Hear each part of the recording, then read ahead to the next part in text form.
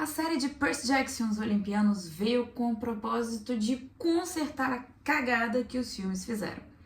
Mas será que isso deu certo? Sejam bem-vindos ao capítulo de hoje do Leitura em Cena. Oi, eu sou a Ana e hoje a gente vai mergulhar nas páginas de O Ladrão de Raios e entrar em cena na série.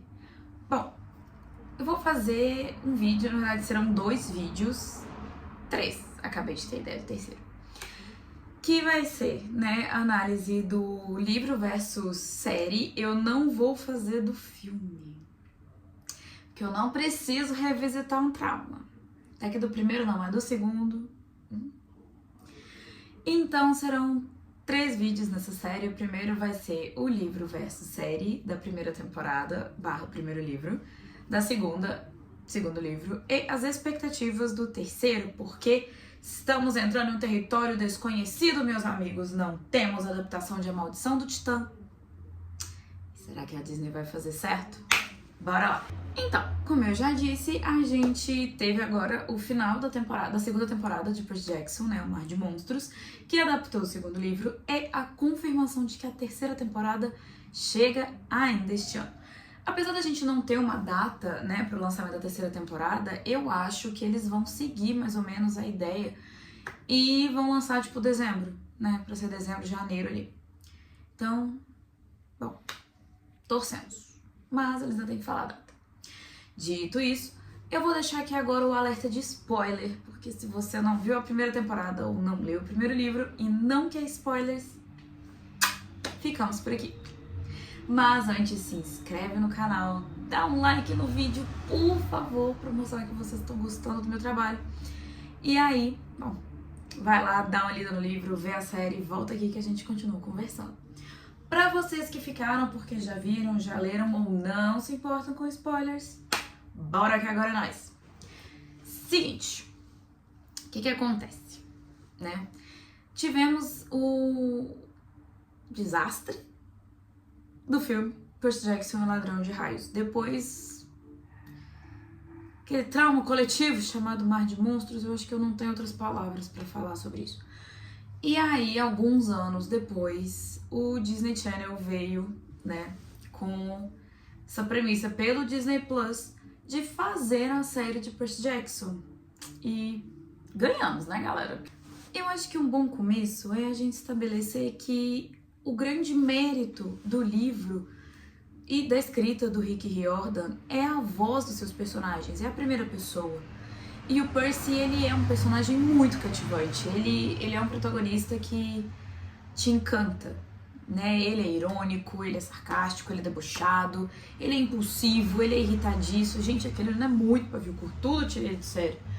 E ele tem a pouca noção do mundo em que ele está inserido, né? Apesar de ele ser um semideus e tudo, ele não conhece, e ao contrário da série que mostra essa questão da mitomagia e da série explicando as coisas pra ele, na verdade o Percy do livro ele é bem leigo no mundo que ele tá, ele sabe o básico, que nem a gente, né? E no final das contas, à medida que o Percy, com a sua maturidade de um garoto de 12 anos de idade, vai descobrindo as coisas, vai reagindo às coisas, a gente, como leitor, também vai tendo essas mesmas vivências. A gente tá vendo o que ele vê, a gente tá sentindo o que ele tá sentindo. E isso é muito orgânico durante a leitura, né? Na série não tá muito. Mas eu vou entrar nisso um pouquinho mais pra frente. E quando a gente pensa que com 12 anos você tá sendo inserido num mundo em que deuses, monstros, semideuses, mitologia, todo mágico ali existe, você tá mais perdido que bala em boca de banguela, porque você não sabe nada e você tem que sobreviver àquilo. E ainda que seja um mundo hostil em que literalmente todo mundo quer matar o menino, Percy não perde o deboche e nem a chance de ficar calado, né? Isso a gente bem sabe. Mas o bom humor roda tudo. O Percy sempre tem uma piada na ponta da língua, sempre tem uma tirada na ponta da língua. E às vezes a gente acha que ele quer dar uma encerrada no próprio CPF, porque ele fala meio bobagem, porque não devia, talvez. Mas isso é o tom da saga, é o tom do Percy, que vai bater de frente com o tom da Annabeth, que é extremamente séria, ela é muito certinha, ela é toda quadradinha, e ele não, ele é todo largado. E é esse tom que vai permear o tempo inteiro os livros. E não perde, mesmo com ele ficando mais velho, entendendo a seriedade da situação e ficando sério, ainda assim o tom bem-humorado não é perdido. Nem por isso a gente deixa de sentir o perigo da situação, a urgência de tudo. Porque ele pode ter uma piada pra qualquer coisa, mas ele tem noção de que ele tá em perigo de vida e que ele tem prazo. E o prazo foi uma coisa que a série não conseguiu entregar. Fora isso, o autor nunca tratou a gente, leitor, como bobo. Em momento nenhum nos é mastigada a informação. Pelo contrário, tanto Percy quanto a gente tem que ir encaixando as peças do quebra-cabeça. E às vezes a gente é feito de trouxa junto com Percy, às vezes a gente dá uma sacada que ele não deu, e a gente fica tipo, vai meu filho, acelera, vai, porque o Percy é meio lentinho. A gente sabe que ele é meio lentinho. E a gente sente esse desespero, porque às vezes a gente já deu realmente a sacada do que tá acontecendo e ele tá ali morgando. E dá um... desespero. Uma coisa assim, tem vontade de pular no livro, sacudir o menino e falar, ai, criatura, pela sua cara. E assim, a série, por outro lado, ela decide que ela não vai confiar na gente. Que quem tá assistindo é burro. E ela vai entregar tudo mastigado antes de acontecer. E essa premissa não é muito legal, gente. Primeiro que o espectador não é tapado. E grande parte do público da série que não furou a bolha, não adianta. Pode estar no Disney Plus e tudo, mas não furou a bolha.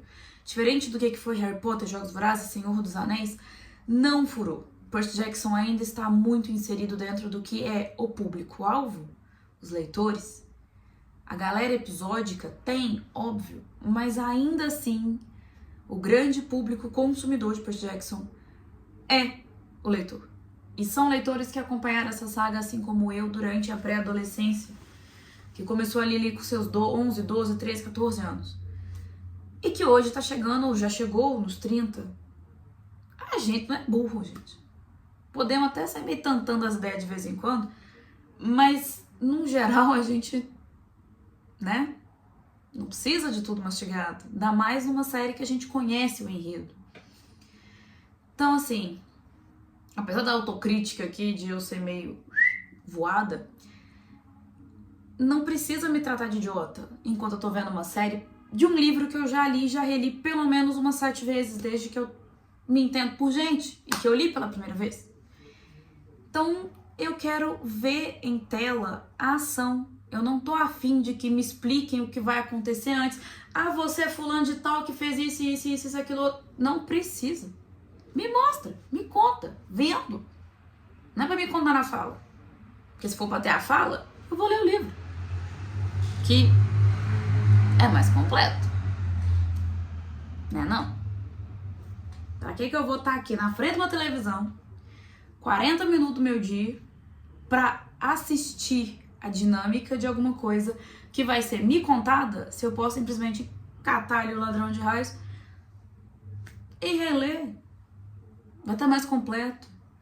E, sinceramente, emocionalmente falando, vai me pegar muito mais do que a série tá me pegando. Não disse que eu detestei a série, pelo amor de Deus, não, eu amei a série. Mas eu tenho as ressalvas e vai ser elas mesmas que eu vou contar aqui no nosso vídeo. Então, assim, eu vou dar um resuminho dos pontos que me incomodaram nessa primeira temporada de Percy Jackson, que eu reassisti pra fazer o roteiro desse vídeo. E foram 3, basicamente. O que aconteceu? Bom, primeiro, os cortes secos. Gente, não tinha quase conflito nenhum. As cenas de ação ou eram cortadas literalmente num corte seco, igual aconteceu com a Quimera, em que eles estavam lá no arco, aí do nada ficou tela preta e apareceu outra coisa. Aconteceu nada, não vi nada, pisquei e acabou. Outra coisa, os personagens sabem muito mais do que eles deveriam. Então isso faz com que várias cenas que seriam interessantíssimas de ver o desenrolar disso não aconteçam. A cena da Medusa ficou muito curta. O cassino nem se fala, a cena da loja de colchões. Eu quase tive um piripaque. Porque o Percy já sabia de tudo, gente. Para um menino que mal conhece o mundo que tá inserido, esse menino sabe mais que até a Annabeth, que cresceu ali e já tá naquele mundo há quase uma década. Oi? Acabou, cadê a graça do negócio? Não tem. Outra coisa que faz, e isso também prejudica o senso de urgência. Eles saberem demais prejudica o senso de urgência e faz com que as ameaças não pareçam tão grandes quanto deveriam. Gente, é a Medusa. Eu não tava com medo deles. Falei, pronto, a Medusa vai matar todo mundo. Eu não tive essa sensação. Foi só, tá, beleza, resolve isso aí e vai pra próxima. Sendo que no livro, essa parte da Medusa, você tá em desespero, você tá se coçando, porque ela é uma ameaça, e uma ameaça muito grande. Toda a cena com Ares também, sabe? O peso do deus da guerra tá ali. O mundo inferior... Gente... Era pra todo mundo tá apontando o dedo pro Hades naquela hora, né? E aí ele já chegou todo pimpão. Ai, vem cá, senta aqui, quer um chá? Gente, tudo bem, ele não é um vilão. Mas, poxa, ele é o deus do submundo, né, galera? Não precisa dele estar todo feliz, pimpão, alegre, sorridente, feliz, saltitante. Que, ó, meu sobrinho veio me visitar. Ele foi roubado. Ele foi roubado. Ponto. Qualquer um ia estar aqui de ódio. A criatura que tem tudo pra ser o assaltante me chega no portão da tua casa e você vai receber ele com um sorrisinho, festinha, balinha? Não vai. E eu sei que eles quiseram tirar a pegada do Hades, demônio e papapá, pipipi. Beleza. O Hades no livro não tem essa pegada. Mas ele também não é o tiozão do pavê, né? Porque aquele Hades lá era o tiozão do pavê. Gente, ele é o rei do submundo. Minimamente medo ele bota. O próprio Percy fala que ele sente isso. Ele pode não ter medo de Hades, mas ele sente o respeito que ele deve ter pelo rei do submundo, que ele é isso. Hades é um rei. E ponto. Pra piorar, um que foi roubado. Então, não, gente, bom humor ele não tá. Mas a série botou ele de bom humor. Recebendo eles, só faltou botar o tapetinho vermelho. Ai, você sabe quem eu sou. Eu sei quem vocês são. Tudo bem, não precisa de introdução. Mas ele contar com um sorriso de orelha a orelha que ele foi roubado?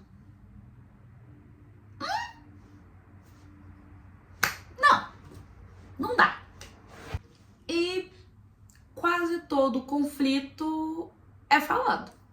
Ou eles contam o que aconteceu, ou eles estão ali no tete a tete, mexe 3 vezes a espada e acabou. Conflito com o Luke foi isso.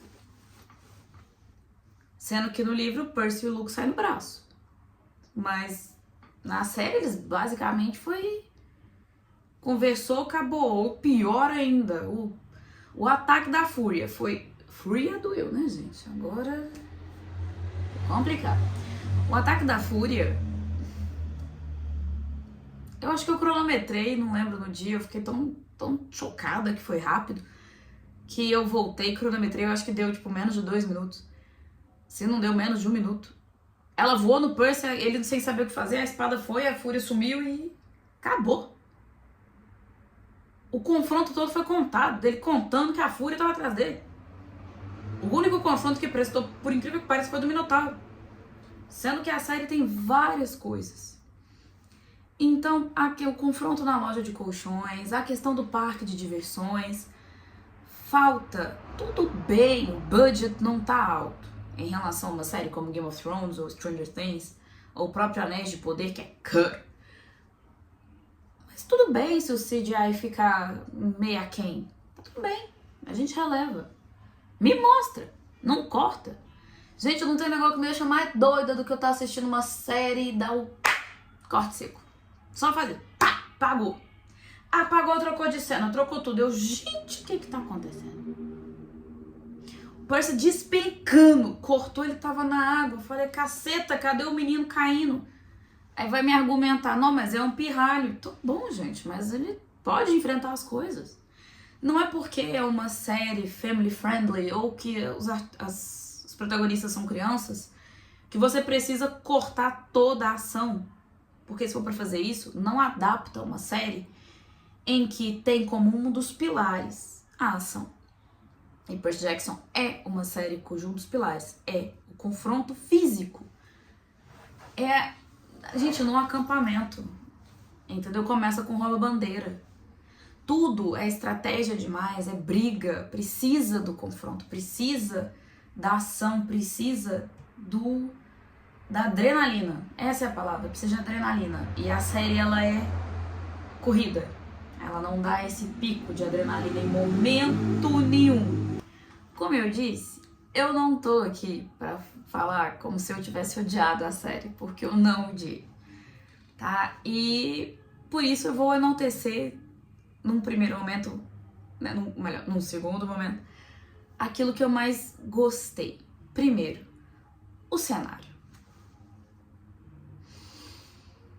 Quem não quis fazer... Gente, primeiro, quem não leu os livros e não queria passar um verão no acampamento meio sangue, pode abrir o livro de novo, que alguma coisa deu errado. E ver aquele cenário, gente, foi basicamente fanarts que ganharam vida ali. Os chalés, tudo, todo o cenário do acampamento meio sangue, tava o livro ali, ó, pá, perfeito. O elenco, impecável. Ah, mas eles não parecem fisicamente. E não importa. Gente, o físico, no frigir dos ovos, é o de menos. Porque não tem como você olhar para essas pessoas em cena, seja as crianças, seja os adultos, e não enxergar os personagens. Hades deu que tava muito tiozão do pavê, mas mesmo assim, a essência, o coração tá ali. Então, a escalação foi impecável. Impecável. Todos eles exalam os personagens. O Senhor D. Gente, eu só queria voar no pescoço daquela criatura. Clarice LaRue. O momento dela de brilhar foi na segunda temporada, isso vai ficar no próximo vídeo, mas eu queria descer um supapo naquela menina. E teve, né? A cena do banheiro, né, gente? Né? O Luke passa exatamente isso. A Lia, como Annabeth, gente, ela é a Annie. Todos eles estão perfeitos, a química no trio principal tá muito boa. Então, a questão da confiança ali, a gente vê claramente que o Senhor D é um ser humano que você não vai pedir conselho pra nada, ele tá lá pra nada. A gente sabe que o oráculo que ficou incrível, gente, eu arrepiava todas as vezes que aparecia o oráculo, porque eu assisti mais de uma vez os episódios pra gravar o vídeo, então assim, arrepiava, porque ao mesmo tempo que você sabe que não é algo que vai te fazer mal, todo o cenário, a iluminação, tudo que tá ali no oráculo, além de ser muito mágico, mostra que não brinca muito, não. Não brinca muito, não, porque, né? Ele pode não fazer nada com você, mas, ó, vamos respeitar, né? Vamos respeitar. Fora isso, o roteiro tá bom, como geral, em relação ao livro, né? Os principais momentos estão ali, claro. Tem as falhas e tudo, que vai ser o que eu vou tratar daqui a pouquinho. Mas, de um modo geral, o roteiro é bem... Ele sabe filtrar. O roteiro sabe filtrar o que precisa ter e o que não precisa. Então, quando a gente assiste a temporada, você não pensa que, putz, faltou tal coisa, porque não faltou. Mesmo que a gente, como leitor, a gente queira que esteja tudo tintim por tintim, não é impossível, está. Mas você não fala, nossa, tal cena tinha que ter tido e não teve, porque teve. Ela tava lá, com certeza. Às vezes não necessariamente com impacto emocional, mas isso aí é daqui a pouco. E eu acho que uma coisa que me ganhou muito também na questão do roteiro em relação aos protagonistas é que a gente vê a falha fatal deles logo de cara. E ainda que a falha fatal seja algo que venha mais pra frente, já na primeira temporada a gente já consegue entender ali pra que lado que pende a balança pra cada um deles. E exatamente onde vai vir, onde eles são mais vulneráveis. A gente já consegue entender exatamente esse ponto. Assim, eu não vou entrar que a idade dos personagens agora tá certa, né? Que tá. E o fato da idade estar certa, ela cai diretamente em outra coisa. Decisões, falas e atitudes não são mais infantis. Porque estão sendo com uma pessoa de 12 anos. Não tem como a gente exigir que uma pessoa de 12 anos tenha a maturidade de alguém de 25, 26, 30, 40. Não dá. Tem 12 anos. Tem pouca vivência, tem pouca bagagem emocional para lidar com determinadas situações e emoções. Então, Percy, quando se vê sem a mãe, ele não quer saber de nada. Ele tá pouco se lixando para tudo que tá acontecendo. Ele só quer pegar a mãe dele de volta. Ah, mas os deuses olímpicos que se explodam. Ah, mas o raio mestre não me importa. Ah, mas caguei. Gente, eu só quero a minha mãe. É isso. Se fosse qualquer outra idade, tipo assim, meu filho, você tem coisa mais importante. Não, pra ele, a mãe dele é a coisa mais importante. O resto do mundo que se vire. E ele não... então, assim, tudo é muito condizente com a idade, com a etapa da vida, com tudo que ele tá passando. E o amadurecimento emocional é claro, e a gente consegue ver, inclusive, a diferença desse amadurecimento no início e no final da temporada. Não tô falando nem da segunda. A gente já consegue ver um Percy muito mais maduro lidando com as situações no início pro final da temporada. Assim como a gente vê no início pro final do livro. Ele ainda é um boca de sacola? É, mas ele sabe que ele tá sendo boca de sacola. Ele não tá sendo sem pensar. Ele tá fazendo de propósito. A Annabeth, ela é extremamente estrategista.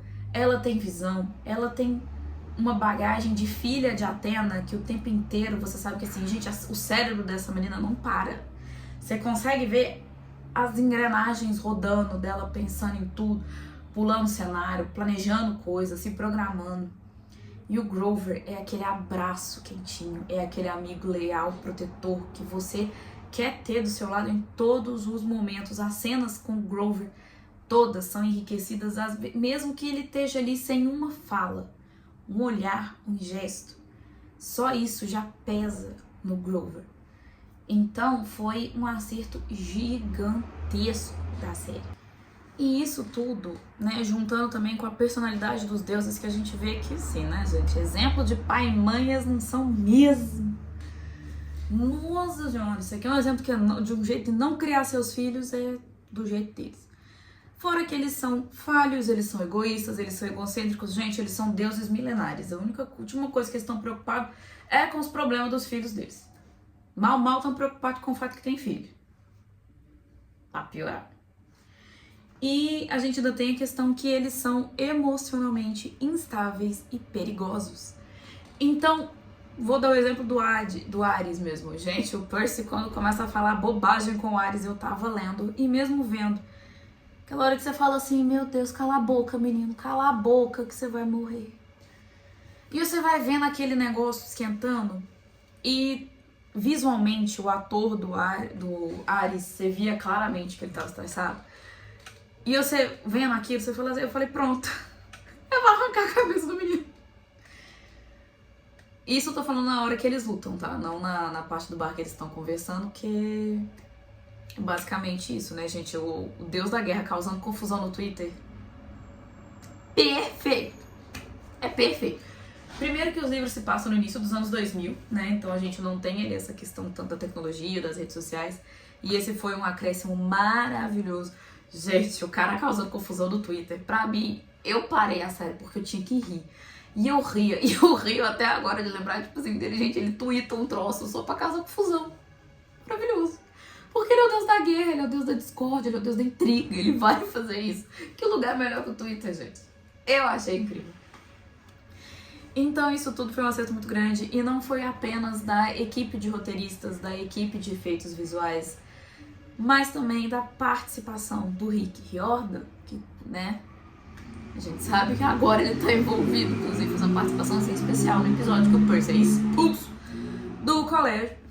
E ele tá ali no cantinho, se você não prestar muita atenção na cena, ele passa batido, mas ele tá, tipo, no cantinho ali do diretor, meio que assim, deixa eu ver meu menino ser expulso. É isso, gente, eu tava lá só vendo. Mas essa participação é crucial para que também não façam muitas curvas e que as curvas que sejam feitas sejam mais assertivas no quesito de manter a história linear. Ou tentar fazer isso. E assim, né? Estamos aqui para falar também das diferenças e de alguns problemas, né? Nem tudo nessa vida é flores.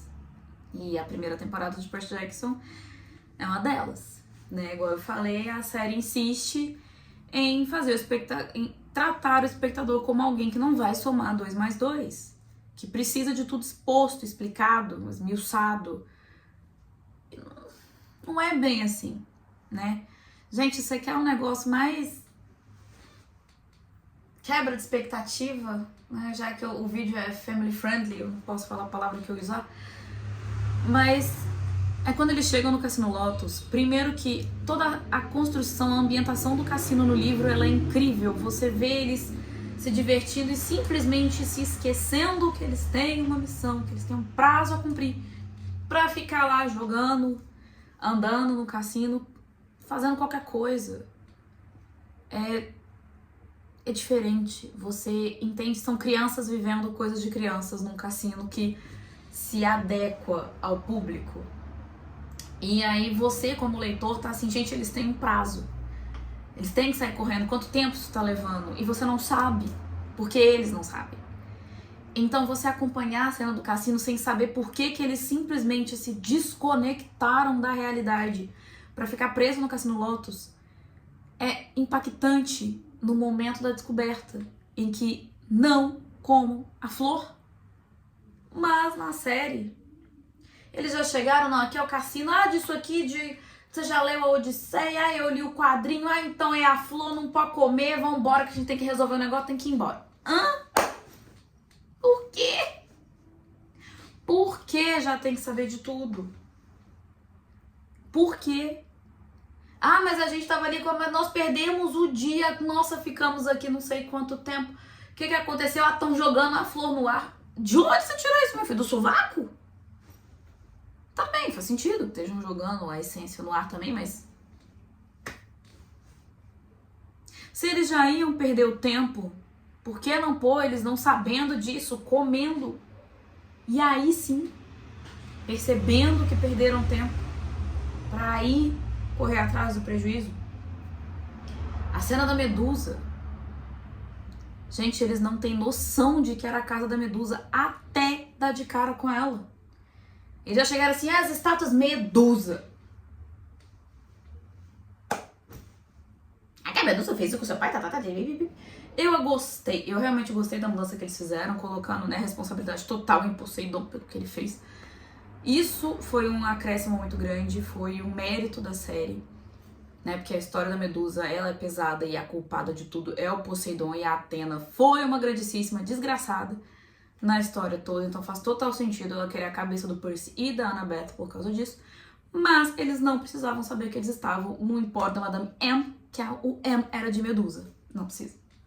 Podia gastar um tempinho a mais, né, e eles descobrirem isso com o decorrer de tudo.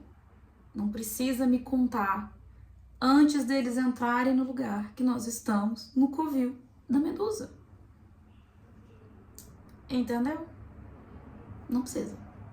Eu posso encaixar 2 mais 2 e perceber que alguma coisa tá errada com aquele excesso de estátua extremamente realista. Isso vai atinar alguma coisa aqui. E aí você vai tomar aquele susto de putz, eles estão presos. Aí você vai ter que resolver. Outra coisa que esse excesso de exposição arrebenta com a gente é que você não consegue sair apontando o dedo. Não pode falar, pode ser fulano, não deve ser ciclano, não pode ser beltrano, não tá... Porque a série te conta. Gente, na primeira temporada o Percy já sabe quem que tá por trás de tudo. Sendo que a gente ainda demanda um tempinho. Se eu não me engano, acho que é no segundo ou no terceiro livro que chega a declaração de que é Cronos que tá por trás de tudo. A gente tem vários momentos que a gente desconfia que é a Clarice, que roubou o raio. A gente desconfia que é o Ares, que tá por trás de tudo. Que é o Hades. Até que é Zeus, gente. Eu cheguei num ponto que eu tava lendo, eu falei, Zeus escondeu essa Zeus escondeu esse troço desse raio dele pra começar uma guerra com Poseidon só porque ele quer. Por quê? Porque nos é contado, inclusive, que os três grandes fizeram um pacto de não terem filhos. Mas o Poseidon quebrou esse pacto. Nós temos aí Percy Jackson, né, meus amores? E na minha cabeça chegou um momento durante a leitura que eu falei, gente, Zeus escondeu o raio, que ele quer punir o Poseidon porque ele teve um filho, que é a única coisa que ele consegue fazer, declarar guerra aberta contra o irmão dele e descer o cacete. Sim, eu pensei nisso enquanto eu lia. Mas a série nem deixa. Ah, era Cronos que tava falando comigo. Meu amigo, me ajuda aí. E esse excesso de exposição tira o principal ponto de uma história de aventura. O senso de urgência. Primeiro, você não sente o perigo vindo. Ah, tá no Covid da Medusa. Joia. Ah, tá no preso num cassino. E não, mas estão no mundo inferior dos Cerberus. Tá. Caguei. Não tem perigo, porque tudo é resolvido muito rápido. De novo, a única batalha que foi realmente mais longa foi a perseguição do Minotauro. A Fúria resolveu num pulo. A Quimera nem se fala. Você não sente urgência nas coisas. E pra piorar, todo o livro, O Ladrão de Raios, é permeado por ele tem um prazo. A gente não fica tipo assim, anda, pelo amor de Deus, o prazo tá acabando. E meu Deus, o que você vai fazer? E agora? E aí, pra piorar, o que eles fizeram? Acabou o prazo. Na hora que acabou o prazo, eu só falei assim. Foda-se. Falei palavrão. Interessa. Gente, não tem momento que você fala assim, fedeu. Já era. Dançou, lascou, ferrou. Nada. Não tem. Simplesmente não existe. Acabou o prazo, você fica... Tá. Mamá vai cair. Ele vai tirar do sovaco a solução igual ele fez pra tudo. Tirou do sovaco e resolveu o problema. O tempo inteiro no livro. Na série. O Percy ou a Annabeth tirou do sovaco. E... olha a solução. Pode ir pro limpe. No livro, em momento nenhum o prazo expira. Eles estão no gargalo do prazo. E a gente vê justamente isso. A gente sente esse desespero de eles saem do Cassino Lotus, eles têm basicamente, acho que, algumas horas pra resolver isso. Ou um dia e pouquinho, e o prazo não fecha. E o Percy, como filho de Poseidon, ele não pode viajar em nada aéreo. E ele precisa resolver o problema num prazo ali, ó, que depois que ele sai do cassino não existe praticamente. Porque tá muito contado. Então dá desespero, dá pânico. Porque você fala, pronto. Os deuses vão brigar, vai todo mundo morrer e não tem o que fazer. Enquanto que na série, eles expiram o prazo e nem assim você consegue sentir desespero por eles. Eu, pelo menos, não consegui. E eu conversei com alguns amigos e, sim, todos eles sentiram a mesma coisa. Dane-se o prazo. E isso pra gente é muito ruim. Porque é impossível você se apegar à série e assistir sem uma segunda tela. Eu assisti todos os episódios de Percy Jackson mexendo no telefone. E uma série, quando é boa, quando ela te prende de verdade, você não pega uma segunda tela. Não interessa. Se tá vendo o celular, você não vai assistir TV. Se você tiver na TV, você não vai pegar o celular, não vai mexer no computador, não vai pegar no tablet. Não vai. E méritos de It, Bem-vindos a Derry, All Her Fault. Gente, séries que você simplesmente não consegue parar de assistir. Custe o que custar, você vai assistir, você não vai pegar uma segunda tela. Você vai ficar vidrado na TV. no celular, no tablet, no computador, onde você estiver assistindo. E isso é o impacto emocional de urgência, de perigo que Percy Jackson, um ladrão de raios, não passou pra gente. E assim, a cereja do bolo para essa segunda temporada ter sido mais fraquinha foi que a série ela acelera onde ela tinha que respirar e ela respira onde ela precisava acelerar. Então fica meio frouxo. Acho que é a palavra. Bom, meio frouxo. Porque ela não tá, em momento nenhum a tensão tá vindo, você tá se sentindo tensionado. A cena do cassino, que era pra ter sido uma cena longa, gente, a cena do cassino realmente me pegou, desculpa, eu vou falar dela o tempo inteiro, porque foi uma questão minha. Eu amo a cena do livro e eu realmente fiquei muito triste com ela na série, tá? Então, perdão, vou falar dela. Ela vai ficar. Mas, assim, a cena do cassino realmente tinha que ter dado mais tempo. Em contrapartida, a conversa com Ares, num primeiro momento, podia ter sido mais curta. Não precisava disso tudo. Outra coisa, deram 4 pérolas, eram 3. Gente, ia ter que perder aquela pra quê? Que fez aquela confusão toda pro Grover perder a pérola. Dá 3. Ah, mas eles eram 4, tá bom, mas eram 3 pérolas. Não tinha 4. Não teve 4. Perde. Ai, tem que fazer perder, procurar. A cena na loja de colchões precisava de mais tempo. A cena deles lá no parque de diversões foi extremamente interessante, mas ela correu em alguns pontos ali que podia ter demorado. A briga com o Ares podia ter segurado um pouquinho, podia ter respirado naquele momento. Então a gente tem esse desbalanceamento em alguns momentos da série, que de novo tira essa imersão e faz com que a gente acabe pegando uma segunda tela. Isso não é muito legal. Tudo bem, a primeira temporada, a introdução, é quando chegou, sim. E é óbvio que os acertos, eles são muito maiores do que os erros, mas os erros, eles são incômodos. Incômodos a ponto de você não se inserir verdadeiramente dentro daquela história. De não se identificar tanto com os personagens, porque em momentos que você, no livro, você sente que alguém te passou a perna, na série não vem. E você quer um momento maior do que esse, do que a traição do Luke. O peso emocional de muitas coisas na série ficou deixado de lado, porque foi tudo muito exposto. A traição no livro, ela dói, ela é visceral.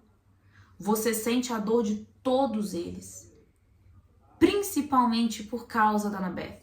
E isso eu não perdoo a série. A série não colocou a relação de irmãos que o Luke e a Annabeth têm. Gente, eles mal passavam por colegas de acampamento. Eles têm uma história juntos, a Annabeth tem um crush no Luke. E isso estressa o Percy com uma frequência muito grande, inclusive. E né, meu casalzinho Percy já começa a aparecer ali, ó, naquele ciúminho do crush da Annabeth pelo Luke. E então, assim, a traição não dói. E basicamente, meio que você tava esperando que era o Luke mesmo. Que a série aponta pra ele. Enquanto que no livro, quando vem a traição do Luke, dói, mas dói muito. Parece que você foi traído pelo seu melhor amigo, porque dá tempo da gente ver a construção, e isso precisava, a série não podia ter corrido com isso. A construção da amizade do Luke com o Percy, do Luke com a Annabeth e do Luke com o Grover, porque dói em 3 frentes. Dói porque o Grover conhece o Luke há anos, ele confiava no Luke, ele admirava o Luke. Dói porque o Percy viu no Luke, figura do irmão mais velho, que ajudou ele a se inserir ali no acampamento Meio Sangue, que ajudou ele a lutar, que cuidou dele, que ajudou ele, que viu ele. Mesmo antes do pai dele reclamá-lo, ele viu Percy como alguém, não como mais um semideus sem nome, sem data, sem nada que estava ali. Tudo bem que ele sabia quem ele era via Cronos, mas a gente não sabia disso na época. E dói principalmente porque a Annabeth tem o Luke como o irmão mais velho.